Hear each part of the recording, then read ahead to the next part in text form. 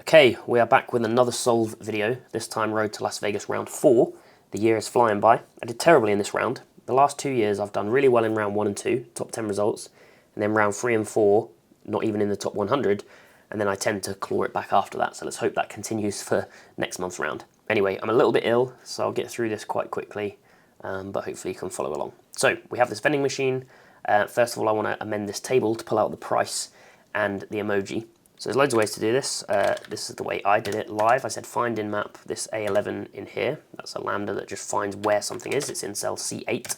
I converted that to RC with my RC ref converter, and then I plussed a million because my rows are a million and my columns are +1. So plus 10 to the 6, that's the new location I want to retrieve from the map. And then I said address to contents of that in this area so I can pull back the price. And I did exactly the same formula to get the emoji, but I went to one row up instead of one row down, so minus a million, and then I have a table set up nicely. Okay, let's actually start the case. So I'll do some bonuses first. What's the sum of all the beverage code numbers? So beverages are here, so I can just say extract numbers from these and sum them up. 826, 826. How many capital letters are found across all product names? So I can say concat all the product names, and then I can say equals letter type, which is a lambda I have that just tells me kind of upper, lower, whatever, and then I can say most of on that thing. Upper R100. How many times has delete button been pressed? So just count delete in the questions. So I can say count occurrences of delete in concat of, where is it, level 5, this stuff. There we go. The rest rely on questions, so I'll do those later. Question 1, what's the product name? So XLOOKUP the code in here and give me back the product name. Then what's the symbol? So you can say XLOOKUP all these product names in the product name column. Give me back the symbol. Okay, question 3, very similar, just getting the prices out, but the sum of them, so we can say sum of XLOOKUP all of this stuff in the product names. And give me back the prices this time. And, oh yeah, and we need to times it by 100 because we want the answer to be in cents. Okay, question 4, this is where the case really starts, I guess.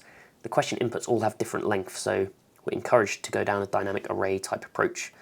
So I will. We're told that the vending machine is stocked with 10 of each item, so let's just pull out the vending machine for now. And we want to count for the text string, so let's text split this on a comma. We want to count which one gets to 10 first.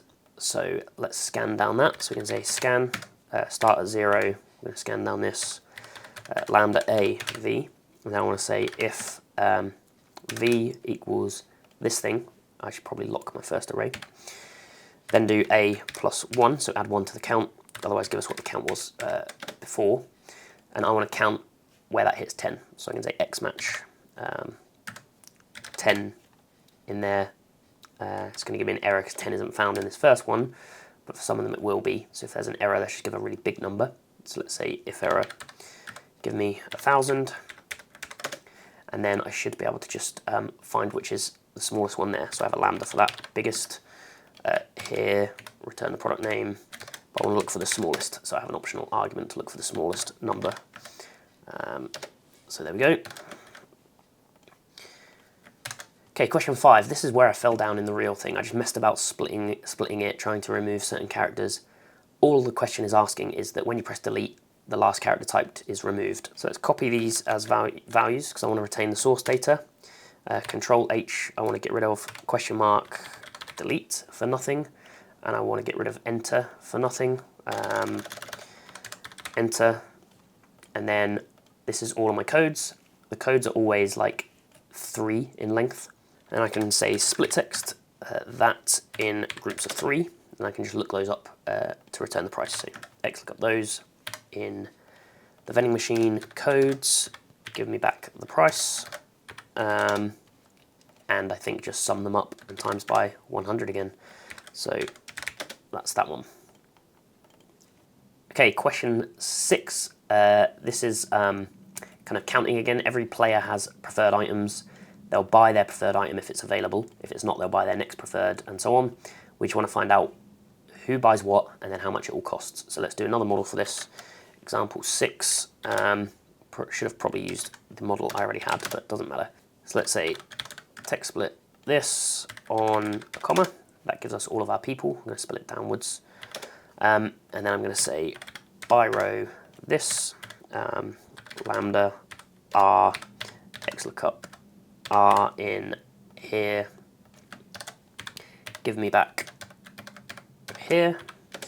So that will just basically give me a by row that works how you want it to work, where it can spill more than one column. So we have everybody's kind of preferred things there dynamically.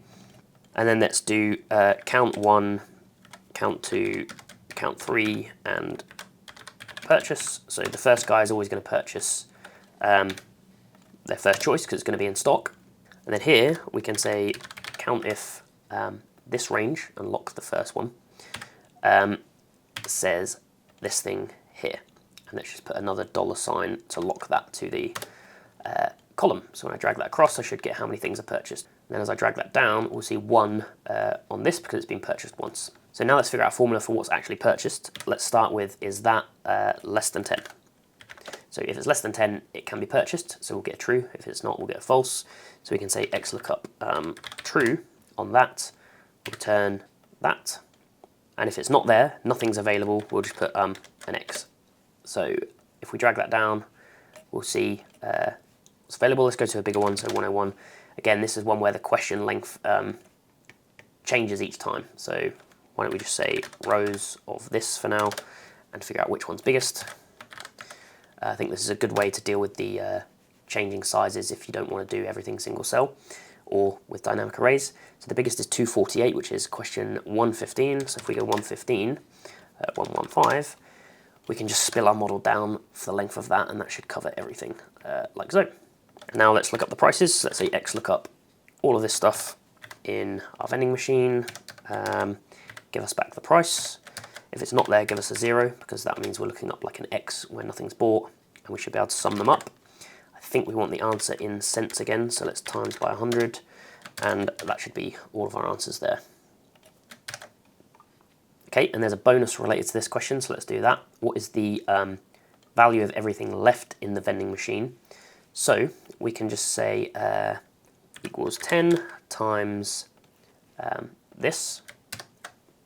That's the value of everything at the start, and then let's just times it by 100 to get it into cents, and I guess sum it all up. So let's say sum of all of that stuff. So that's our starting balance. We can then say minus all of the purchases. So that's going to give us an array of kind of the value left, and then we can just sum that up again. Okay, level 7. In this one, we're dealing with change and how many coins we get out of the machine. I didn't do this one live. I looked at all of the text and was like, whoa, that's a lot of text. But I have kind of changed lambdas already, so this would have been okay, I think. So let's do it with another model. Example 7. So let's say equals text split this on a semicolon. Let's do a bigger example, 121.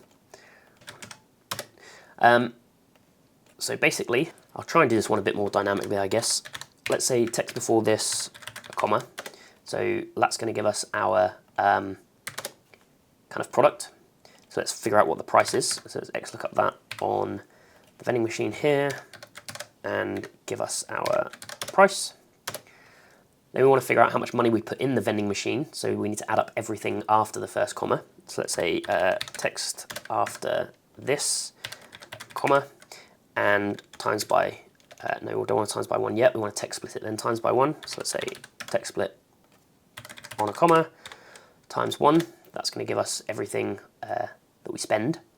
So we want to know two things about this: how many coins we put in and what the total value of them is. So let's actually say let coins be that, and then let's say value be sum of those, and the count be columns, I guess we'll do, of those.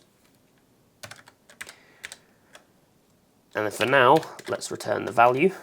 But I want this to be dynamic, so let's just say by row this lambda r, and then let's change everything here to r. I think that's all we needed to do. Let's copy exactly the same thing and grab, instead of the value, the count. So this is coins in. We now want coins out. For coins out, we can say equals coins of this minus this. So that's our target, and the coins that make it up are here. These are the values. So what this lambda does is gives me back how many coins of each you get in change. And I just need to know how many there are. So that's actually the sum, because this is how many of each coin I need. So it's the sum of all that stuff. So I can say sum. And let's make it dynamic with a map formula. So let's say map this, lambda A, B, and then this is going to be A minus B, and is that it? I guess so. There we go. So then our net is going to be how many coins we put in minus how many coins came out, and that is in the wrong place. So there's our change in coins. So we know at the start there are this many, so 450. So we can say equals 450 plus the sum of the net change in coins. And let's do that. I think some people had some trouble with floating point errors here. I have my coins lambda set up so I don't. So let's just show you it quickly. So edit lambda. So yeah, I have this round in my formula to 12 decimal places, that because I've run into this before, where with decimals you get floating point errors with this coins type lambda. So yeah, that's the whole lambda if you want to steal it. And we have one final bonus question, which is how many coins did the vending machine return? So that's just the sum of everything that came out. 1971. 1971. Yeah, hopefully I have a good round soon. In hindsight, this was a completely fair, not that hard of a case, especially if you have those lambdas for coins at the end. I don't know what it is about this question. I think maybe the way it's worded, the psychology, just, yeah, tricky one. Anyway, see you next time.